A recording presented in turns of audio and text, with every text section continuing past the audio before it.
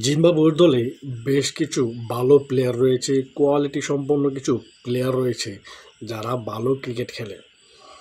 Zimbabwe last দুই একটা series ভালো দলে যাচ্ছে জিম্বাবুয়েতে ক্রিকেট খেলতে, কিন্তু ভালো দল যাওয়ার পরেও জিম্বাবুয়ের প্লেয়াররা সেই অনুযায়ী পারফরমেন্স করতে পারছে না।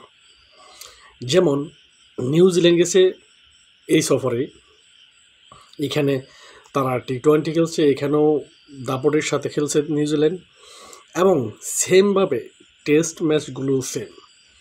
জিম্বাবুয়ে তাদের মাটিতে কোনো কিছুই করতে পারে নাই, উল্টো তারা রেকর্ডভাবে হেরেছে। দেখা গিয়েছে দ্বিতীয় টেস্ট এবং প্রথম টেস্ট তো বাজেভাবে হেরেছেই, দ্বিতীয় টেস্টও খুব বাজেভাবে হেরেছে।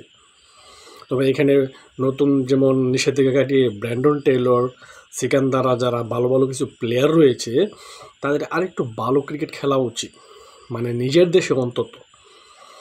দক্ষিণ আফ্রিকা গিয়েছে, তাদের কাছেও ধরা খেয়েছে, সেই সাথে নিউজিল্যান্ডের সাথেও খাচ্ছে। আশা করব জিম্বাবুয়ে আরও ভালো ক্রিকেট খেলবে। কারণ কি, জিম্বাবুয়ের মতো টিমগুলো, মানে যারা একটু লো কোয়ালিটি, তারা একটু ভালো ক্রিকেট খেললে এটা দেখলেও ভালো লাগে। তারা যখন বড় বড় দলগুলোকে হারায়, সেগুলো দেখলে খুবই ভালো লাগে। সেই হিসেবে তারা যখন বাজে খেলে, সেটা দেখতেও খারাপ লাগে।